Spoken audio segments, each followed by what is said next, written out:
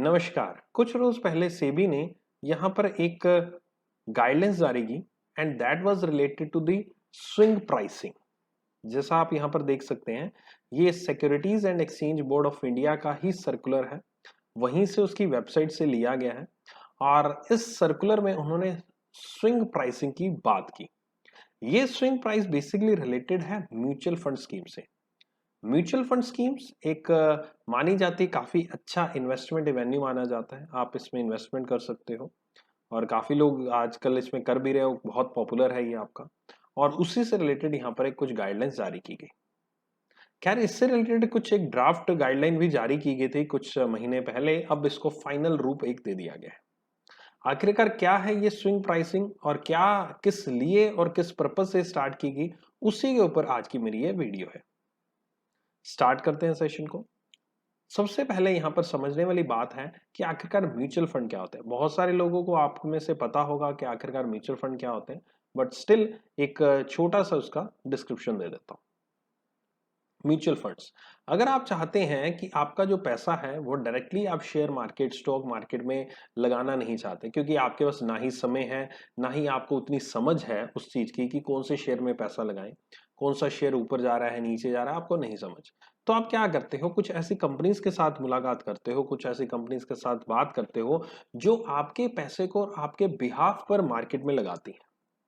यानी कि आप अपना पैसा किसी और को दे देते हो और वो पैसा आगे मार्केट में लगाता है, कुछ रिटर्न आया उसमें से तो वो रिटर्न आपको दे देता है और बीच में से कुछ कमीशन आपका ले लिया। ये तो एक बेसिक कंसेप्ट हुआ। इसी कंसेप्ट को थोड़ा सा और टेक्निकल लेकर गए, कुछ और चीजें इसमें ऐड ऑन की गई, कुछ सर्कुलर्स आए, कुछ गाइडलाइंस आए, कुछ सेबी के रेगुलेशंस आए। तो ये एक जो टेक्निकल चीज में इसको हम म्यूचुअल फंड्स उसको नाम दिया गया टेक्निकल वर्ड्स में। तो म्यूचुअल फंड्स क्या काम करते हैं? म्यूचुअल फंड मैनेज किए जाते हैं असेट मैनेजमेंट कंपनी के द्वारा। असेट मैनेजमेंट कंपनी एक ऐसी कंपनी होती है जो कि किसी भी इन्वेस्टर के बिहाफ पर उसका जो पैसा है वो स्टॉक मार्केट, शेयर मार्केट या फिर इसी तरह से बॉन्ड्स, डिवेंचर्स, अलग अलग स्कीम्स होती हैं, उनमें इन्वेस्ट करता है। आपसे वो पैसा ले लिया जाता है और फिर फर्दर आपको कुछ स्कीम्स बताई जाती हैं कि आप किन किन स्कीम्स में इन्वेस्ट करना चाहते हो। म्यूचुअल फंड्स बहुत सारी स्कीम्स में डील करते हैं, लाइक द इक्विटी स्कीम है आपकी, डेट में डील करते हैं, यानी कि जिसको हम बोर्ड्स डिवेंचर कह लीजिए, या फिर वो गवर्नमेंट सिक्योरिटीज में डील करते हैं। गवर्नमेंट सिक्योरिटीज का फंड्स अलग अलग होता है। सो बेसिकली एक ग्रुप होता है। फॉर एग्जाम्पल मैं आपको कहूँ कि मैं आपसे पूछता हूँ 100 रुपए हैं और कौन से स्कीम में इन्वेस्ट करना चाहते हो, तो आप मुझे कहोगे कि यार ऐसा करो तुम, मुझे थोड़ा सा रिस्क ज्यादा है, मुझे ऐसा लगता है कि मुझे इतना रिस्क नहीं लेना। आप मेरा, मैंने मान लो जी आपको 100 रुपए दिए तो उसमें से 50 रुपए तो आप मेरा इन्वेस्ट कर दो शेयर मार्केट में, 50 रुपए मेरा इन्वेस्ट कर दो गवर्नमेंट सिक्योरिटीज में। तो मेरा कोई ऐसा फंड आप लेकर आओ जिसमें जो फंड आपका फर्दर इन्वेस्टमेंट करे इस तरह से 50-50 में।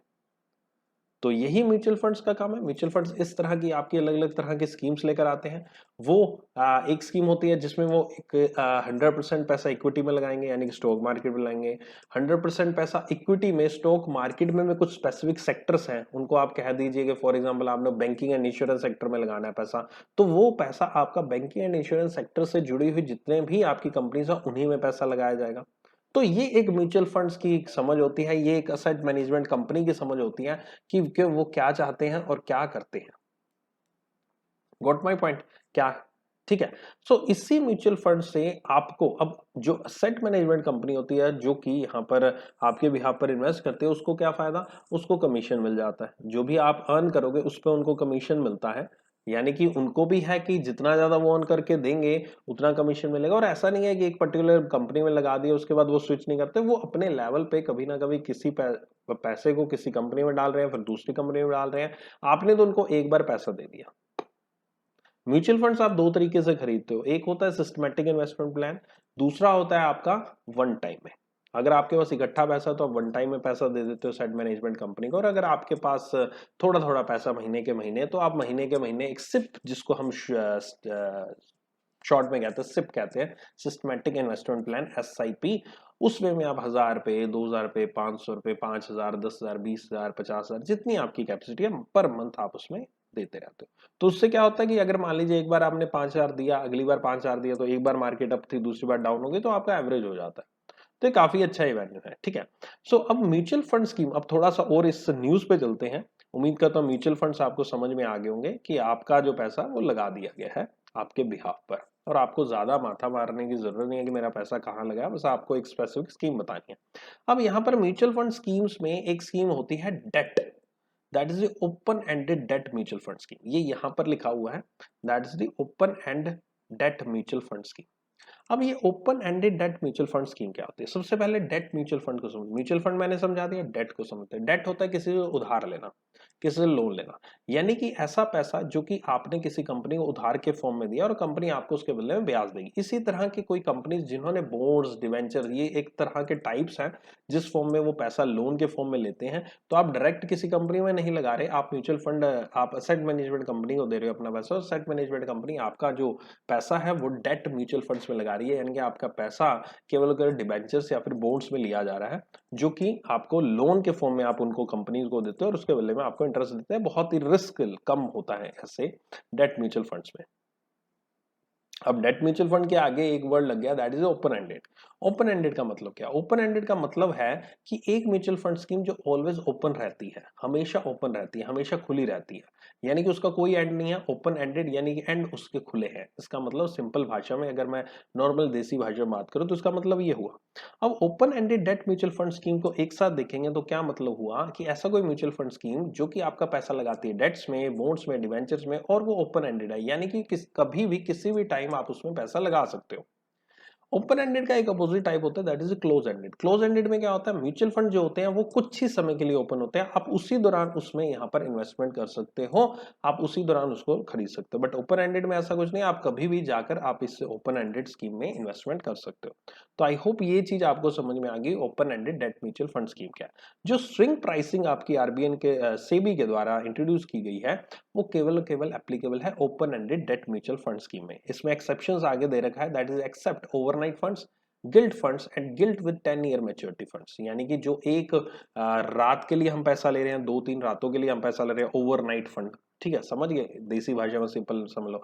गिल्ट फंड्स क्या होते हैं? गिल्ट फंड्स आपके गवर्नमेंट से जुड़े हुए, ओके, सो ऐसे कोई सिक्योर्ड इंस्ट्रूमेंट्स हैं जिनकी मैच्योरिटी या तो 10 साल से है। ओके, सो इस तरह के फंड्स को यहाँ पर इसमें एक्सेप्शंस रखा गया है, यानी कि ऐसे फंड जो बहुत कम रिस्की हैं। यहाँ पर स्विंग प्राइस से इंट्रोड्यूस करने का मतलब ही यही था कि रिस्क की जो चीज है उस रिस्क को कम करना, यानी कि इन्वेस्टर अगर पैसा लगा रहा है तो इन्वेस्टर को तो चलो रिस्क है ही है, मगर दूसरी तरफ अगर मैं बात करूं, मैं कंसेप्ट पे आ रहा हूं स्विंग प्राइस का, थोड़ा ध्यान से सुनना। अगर मैं इन्वेस्टर के पॉइंट से बात करूं तो वो तो रिस्क है ही, मगर अगर मैं एक असेट मैनेजमेंट कंपनी के पॉइंट ऑफ व्यू से बात करूं तो उसको भी तो रिस्क है। उसको क्या रिस्क है? अचानक से क्या होता है, अचानक से आपकी असेट मैनेजमेंट कंपनी वाले, ये मान लीजिए आपने 10,000 रुपये लगाए हुए, फॉर एग्जांपल 10,000 रुपये आपने उनको दे रखे हैं। अचानक से आप जाते हैं और कंपनी को कहते हैं मुझे 10,000 रुपये वापस चाहिए, तो कंपनी ने आपका पैसा ऑलरेडी लगा चुकी है। ठीक है, कंपनी ने हो सकता है अपना पैसा किसी ऐसी जगह पे इन्वेस्टमेंट किया हो जहां पर उसको अच्छा खासा कमीशन बन रहा हो। तो अगर आप पैसा निकाल रहे हो तो इनडायरेक्टली कंपनी को एक प्रकार से नुकसान होगा, और कंपनी को नुकसान होने का मतलब ये नहीं है कंपनी को कोई प्रॉफिट नहीं हो, उस तरह का नुकसान, मगर कंपनी की एक यहाँ पर एक वैल्यू, या फिर ये कह लीजिए जो वो कंपनी ने इन्वेस्टमेंट किया है म्यूचुअल फंड्स में, उस पर्टिकुलर चीज की वैल्यू थोड़ी डाउन होगी। कैसे डाउन होगी? नहीं समझ में आया? बताता हूं। जब भी आप म्यूचुअल फंड्स खरीदते हैं तो उसके बदले में आपको एक एनएवी, दैट इज आपको यूनिट्स अलॉट की जाती है। एनएवी क्या होता है? Net asset value. Units allot की जाती है कि आपके पास 1 यूनिट म्यूचुअल फंड है कि 2 यूनिट है कि 5 यूनिट है कि 10 यूनिट है। अब उस यूनिट की वैल्यू डिफाइन कैसे की जाती है? नेट एसेट वैल्यू के फॉर्म में, कि उस पर्टिकुलर यूनिट की नेट एसेट वैल्यू कितनी है, और वो नेट एसेट वैल्यू से ही आपका कह सकते हैं, आप रुपीज में उसको कैलकुलेट कर सकते हो कि इतनी नेट एसेट वैल्यू है और इतने मेरे पास यूनिट है, तो net asset value multiply by the units of the mutual fund and I will be getting the equal amount. जब भी आप उसको सेल करोगे आपको इक्वल अमाउंट मिलेगी यहाँ पर।